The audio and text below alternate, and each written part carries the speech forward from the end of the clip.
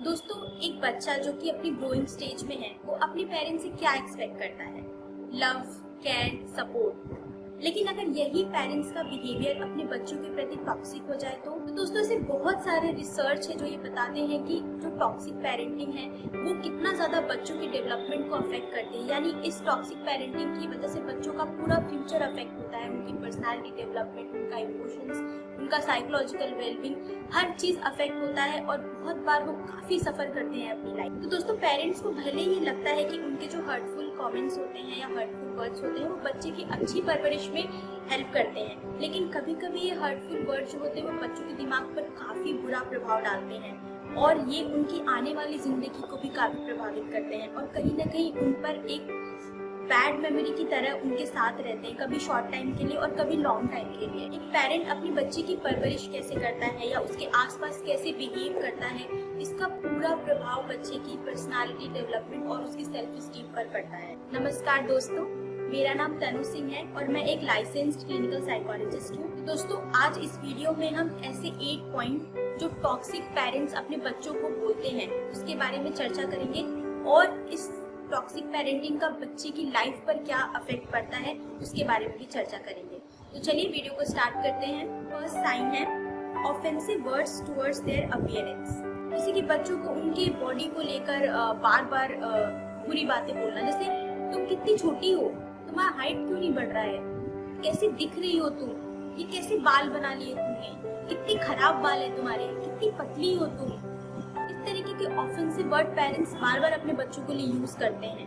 अपने बच्चों को उनके फिजिकल अपीयरेंस के बेसिस पे डिग्रेड करना या नीचा दिखाना, ये बहुत ही बुरा बर्ताव है एक पेरेंट का उसके बच्चे के लिए और ये बर्ताव बच्चों में बहुत बार इनसिक्योरिटीज और अपनी बॉडी इमेज को लेकर बहुत सारे प्रॉब्लम्स क्रिएट करते हैं। बच्चा जो है वो कॉन्स्टेंटली अपनी बॉडी इमेज को लेकर वरीड रहता है।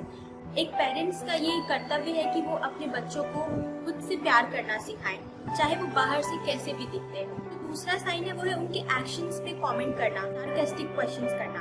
अरे तुम ऐसी अजीब हरकतें क्यों कर रहे हो, तुम ऐसे क्यों बात कर रहे हो, तुम ऐसे क्यों चल रहे हो, ऐसे क्यों खा रहे हो। तो बच्चे छोटे होते हैं तो पेरेंट जो भी बोलता है वो उस पर बिलीव करते हैं और इस टाइप के सार्कास्टिक क्वेश्चंस या रिमार्क की वजह से बच्चों को ऐसा लगता है कि उन्हें कुछ नहीं आता है, उनमें ही कोई कमी है और इस कंफ्यूजन के कारण वो अपने आप को कभी एक्सप्रेस नहीं कर पाते हैं। इवन अडल्टहुड में भी जब वो लोगों के बीच में होते हैं तब भी वो क्या चाहते हैं वो कभी नहीं कह पाते हैं। और दोस्तों, ये जो बच्चे होते हैं वो अपने मन में एक बिलीफ बना लेते हैं कि उन्हें एक फिक्स तरीके से ही बिहेव करना है, नहीं तो लोग उनका मजाक उड़ाएंगे, उन पर हंसेंगे या उन्हें गलत समझा जाएगा और वो इस डिस्कम्फर्ट ट्रैप में इतना फंस चुके होते हैं कि कभी भी वो अपने रियल सेल्फ को एक्सप्रेस नहीं कर पाते दूसरों के बीच में। जो तीसरा पॉइंट है वो है सेल्फिश विशेस। जैसे कुछ पेरेंट्स अपने बच्चों को बहुत ही अजीब तरीके की बातें बोलते हैं, जैसे तुम पैदा ही क्यों हो गए, पता नहीं कहाँ से आ गए, काश मैंने तुम्हें पैदा नहीं किया होता, और बच्चों को देखो वो कितने डिफरेंट है, तुम उन बच्चों जैसे क्यों नहीं हो। पेरेंट्स को इस टाइप के शब्दों का या सेंटेंस का इस्तेमाल नहीं करना चाहिए क्योंकि ऐसे शब्दों को सुनकर बच्चों को ऐसा फील होने लगता है कि उन्हें इस दुनिया में होना ही नहीं चाहिए था। और ये बातें जो पेरेंट्स अपने बच्चों को बोलते हैं ये इतनी हार्मफुल होती हैं बच्चों के लिए कि आगे चलकर ये बच्चों में सेल्फ हार्मिंग या फिर डिप्रेशन का कारण भी बन सकती है। दोस्तों, सेल्फिश विशेष के बजाय पेरेंट्स को अपने बच्चों को ये बोलना चाहिए कि वो अपने बच्चों को कितना प्यार करते हैं और उनकी लाइफ में उनके बच्चे कितना वैल्यू रखते हैं। दोस्तों, जो चौथा साइन है वो है बच्चों को ये फील कराना कि वो बर्डन है। कुछ पेरेंट्स ऐसे होते हैं जो अपने बच्चों को हर समय ये फील कराते रहते हैं कि वो कितना बर्डन है उनके ऊपर, जैसे कि ये बोलना कि तुमको पता है तुम्हारे पीछे कितना पैसा खर्च होता है, तुम्हें पता है कितना कठिन है तुम लोग की देखभाल करना, कभी कभी तुम लोग की देखभाल करने के चक्कर में आई फील एग्जॉस्टेड। इस टाइप के जो स्टेटमेंट होते हैं ये बच्चों के ऊपर काफी बुरा प्रभाव डालते हैं। बच्चे अपने पेरेंट्स से इस टाइप की बातें सुनते हैं तो उन्हें ऐसा लगने लगता है कि वो अपने पेरेंट्स पे बर्डन हो चुके हैं और अनकॉन्शियसली वो अपनी नीड्स, अपनी फीलिंग्स, अपनी जो प्रॉब्लम्स है उसको अपने पेरेंट्स से हाइड करना शुरू कर देते हैं। और दोस्तों, वो इस वजह से भी अपनी नीड्स और अपनी फीलिंग्स को नहीं बताते क्योंकि उन्हें लगता है जब भी वो अपनी नीड्स या अपनी प्रॉब्लम्स को अपने पेरेंट्स को बताएंगे तो उन्हें इस टाइप के हार्श वर्ड सुनने को मिलेंगे, जिसकी वजह से वो अपने इन फीलिंग्स को हाइड करना शुरू कर देते हैं। और इस टाइप की बातों से बच्चों के इमोशनल और साइकोलॉजिकल वेलबींग पर काफी प्रभाव पड़ता है। इस टाइप के जो कमेंट्स होते हैं वो बच्चों के इमोशनल और साइकोलॉजिकल वेलबींग को काफी प्रभावित करते हैं और ये जो बिहेवियर है ये बच्चों को स्टीलिंग या फिर अब्यूजिव बिहेवियर की तरफ भी ले जाते हैं। जो फिफ्थ साइन है दोस्तों वो है अनहेल्दी कंपैरिजन। जैसे ये हमारे इंडियन सोसाइटी में बहुत ही कॉमन है। पेरेंट्स हमेशा अपने बच्चों का कंपैरिजन दूसरे बच्चों के साथ करते रहते हैं कि देखो तुम उसके जैसे क्यों नहीं हो, तुम अपने छोटे भाई जैसे क्यों नहीं हो, वो देखो कितना अच्छा कर रहा है, वो कितना अच्छा बच्चा है।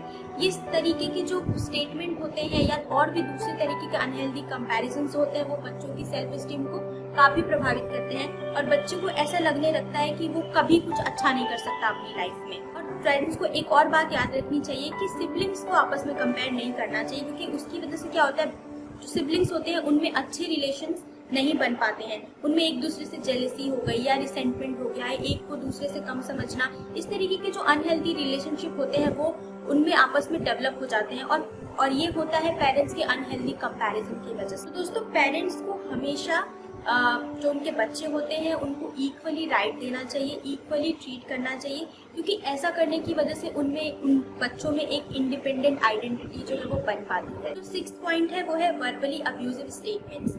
ये हमारे इंडियन पेरेंटिंग स्टाइल में काफी देखने को मिलता है। पेरेंट्स अपने बच्चों को बोलते हैं तुम कितने स्टूपिड हो, लूजर कहीं के, कोई काम ठीक से नहीं कर सकते, कोई भी काम तुमसे ठीक से नहीं होता, कुछ नहीं कर पाओगे जिंदगी में। तो इस टाइप के जो स्टेटमेंट होते हैं जब कंटिन्यूसली बच्चे अपनी ग्रोइंग स्टेज में सुन रहे होते हैं, धीरे धीरे ये जो स्टेटमेंट्स होते हैं वो उनकी सेल्फ स्टीम को बहुत ज्यादा प्रभावित करते हैं। पेरेंट्स का ये कर्तव्य है कि वो अपने बच्चों को खुद पर भरोसा करना सिखाए, ना कि इस टाइप के कमेंट्स उन्हें सुनने पड़े। उन्हें हमेशा केयर और सपोर्ट प्रोवाइड करें ताकि वो खुद पर भरोसा कर सके। जो सेवेंथ पॉइंट है दोस्तों वो है बच्चों को हमेशा ये थ्रेटन करना कि हम उनको छोड़कर चले जाएंगे। पेरेंट्स बहुत सारे ऐसे कमेंट्स अपने बच्चों को या ऐसे स्टेटमेंट बच्चों को देते रहते हैं, जैसे मैं तुम्हें छोड़कर चला जाऊंगा, कल सुबह जब तुम उठोगे तो तुम मुझे नहीं देखोगे, तुम्हें घर से निकाल देंगे, एक दिन मैं गायब हो जाऊंगा, पता भी नहीं चलेगा। इस तरीके के स्टेटमेंट बच्चों को बार बार सुनाते रहना कहीं ना कहीं बच्चों में एक अबैंडनमेंट इश्यूज जो है वो जन्म लेती है। वहां से अबैंडनमेंट का जो फियर है वो बच्चों में अनकॉन्शियसली जो है वो इनग्रेन्ड होता रहता है अडल्टहुड तक। और फिर जब वो अडल्ट हो जाते हैं, अडल्टहुड में जब वो अपने रिलेशनशिप बनाना शुरू करते हैं, तब वहाँ पे ये फियर उनको बहुत ज्यादा अफेक्ट करता है। जैसे वो किसी भी रिलेशनशिप में ट्रस्ट नहीं कर पाते, उन्हें लगता है कि ये पर्सन छोड़कर चला जाएगा, उन्हें हमेशा एक डर बना रहता है कि ये पर्सन पक्का छोड़कर चला जाएगा, जिसकी वजह से वो कोई भी रिलेशनशिप को बहुत ज्यादा टाइम तक नहीं बना पाते हैं और रिलेशनशिप मेंटेन करने में उनको काफी इश्यूज आते हैं। आठवां और सबसे आखिरी पॉइंट, एम्प्टी प्रॉमिसेस। पेरेंट्स जो है वो बहुत बार अपने बच्चों को ये बोलते हैं कि तुम ये काम करोगे तो तुम्हें ये खिलौना दिलाएंगे, तुम ये काम करोगे तो तुम्हें यहाँ घुमाने ले जाएंगे। इस तरीके के बहुत सारे प्रॉमिसेस तो वो अपने बच्चों से करते हैं, लेकिन वो उसको पूरा नहीं करते। इसका परिणाम ये होता है दोस्तों कि बच्चे किसी पर भी ट्रस्ट नहीं कर पाते हैं, मतलब उनमें ट्रस्ट इश्यूज जो है वो जन्म लेने लगते हैं और उन्हें ऐसा लगता है कि उनके साथ धोखा किया गया है। बहुत बार पेरेंट्स इस टाइप के फेक प्रॉमिसेस जो होते हैं वो इसलिए भी करते हैं क्योंकि ये बहुत अच्छा तरीका होता है अपने बच्चों को ये सिखाने का कि लाइफ में उनको हर किसी पे भरोसा नहीं करना चाहिए। ये बहुत अच्छी बात है, लेकिन कभी कभी ये जो वर्ड्स होते हैं ये बच्चों को लिटरली अफेक्ट कर रहे होते हैं, क्योंकि बार बार जब ये प्रॉमिसेस पूरे नहीं होते हैं तो डेफिनेटली उनमें एक ट्रस्ट इशू जो है वो जनरेट होने लगती है, जो उनके अडल्टहुड को काफी ज्यादा प्रभावित करती है। ये वर्ड्स भले ही फिजिकली हार्मफुल नहीं है एक बच्चे के लिए, लेकिन फिर भी ये उसकी पर्सनालिटी डेवलपमेंट को काफी प्रभावित करते हैं और उसकी आने वाली जिंदगी को भी काफी प्रभावित करते हैं। तो जो चाइल्डहुड है वो ह्यूमन लाइफ का काफी इम्पोर्टेंट पार्ट होता है और हमारे बिलीफ सिस्टम, हमारा बिहेवियर, हमारा जो पर्सनालिटी डेवलपमेंट है, इन सब का बिल्ड होना, इन सब की जो बिल्डिंग है वो हमारे चाइल्डहुड पर ही निर्भर करती है। और मैं आशा करती हूँ कि मैं इस वीडियो से आपको थोड़ा बहुत जो है वो जानकारी दे पाई होगी। अगर मेरा वीडियो अच्छा लगा तो इसे एक लाइक करें और भी ऐसे वीडियो देखने के लिए मेरे चैनल को सब्सक्राइब करना ना भूलें। Thank you.